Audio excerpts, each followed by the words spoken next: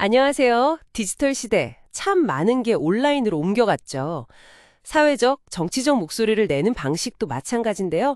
오늘은 그중에서도 좀 특별한 현상, 바로 핵티비즘에 대해 깊이 파고들어 볼까 합니다.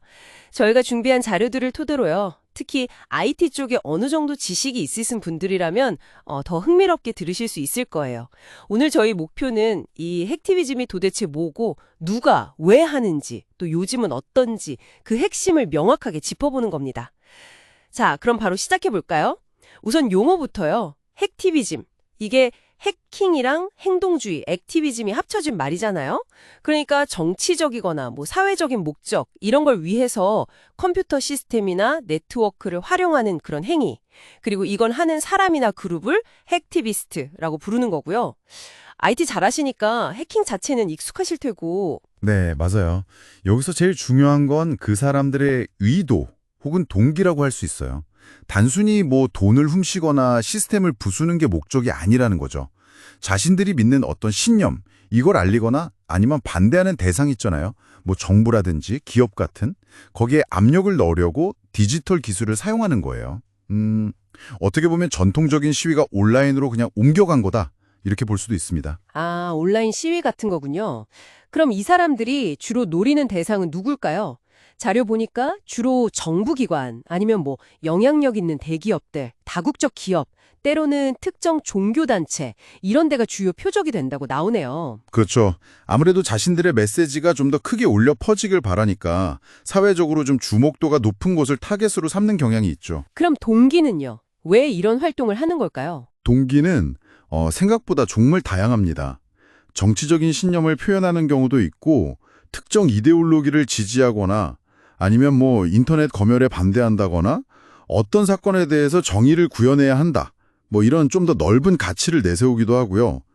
초기 액티비즘은 사실 이런 신념 기반 활동이 거의 전부였다. 이렇게 분석하는 자료들이 많아요. 아, 처음엔 돈보다는 신념 위주였다는 거군요. 네. 근데 이게 중요해요. 최근에는 그 순수한 신념 활동이란 또 금전적인 이득을 노리는 사이버 범죄, 이 사이의 경계가 점점 좀 흐릿해지고 있다는 지적이 계속 나오고 있습니다.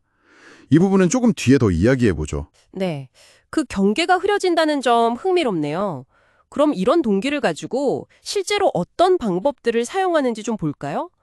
IT 하시는 분들은 아마 들어보셨을 만한 것들일 텐데, 예를 들면 웹사이트 화면 자체를 그냥 자기들 메시지로 확 바꿔버리는 거? 웹사이트 변조, 디페이스먼트라고 하죠? 네, 그게 있죠. 마치 건물벽에다가 그래피티 하는 거랑 비슷하다고 볼 수 있어요.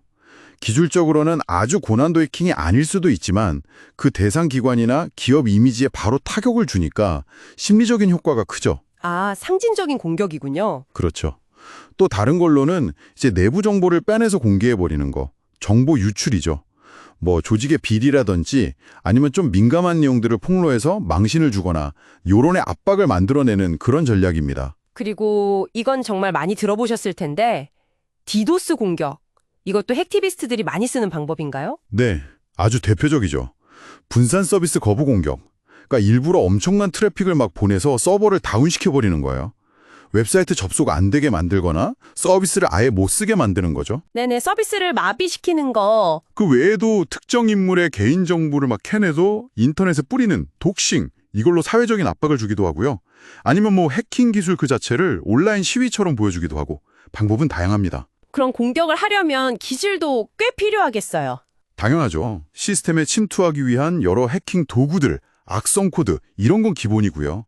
디도스 공격 같은 걸 하려면 또 그에 맞는 툴이 필요하고 그리고 자신들의 정체를 숨기는 게 아주 중요하니까 VPN이나 프록시 서버 아니면 토르 같은 익명화 기술도 거의 필수적으로 씁니다.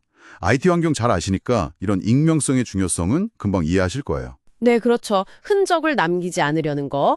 자, 그럼 이제 최근 동향으로 넘어가 볼까요? 이 부분이 요즘 특히 좀 주목해야 할 부분 같은데요. 자료들을 보면 핵티비즘이 점점 더 복잡해지고, 더 대담해지고 있다는 분석이 많아요. 특히 그 러시아 우크라이나 전쟁이라든지 이스라엘 팔레스타인 분쟁 같은 지정학적 갈등 상황에서요. 특정 국가 편을 들거나 반대하는 그런 핵티비스트 그룹들의 활동이 엄청나게 늘었다고 하더라고요. 네, 바로 그 지점이 아주 중요한 변화예요. 예전에는 그냥 웹사이트 공격하고 뭐 정보 좀 빼내고 이 정도였다면 이제는 그 공격 대상이 발전소라든지 공항 같은 사회 핵심 기반 시설, 그 시설을 제어하는 운영 기술, OT 시스템까지 노린다는 겁니다. OT 시스템까지요? 그건 정말 위험할 수 있겠는데요? 그렇죠. OT 시스템은 IT 시스템과 다르게 실제 물리적인 세상하고 바로 연결되어 있잖아요. 만약 공격이 성공하면 그 파급력은 상상하기 어려울 정도로 클 수 있죠.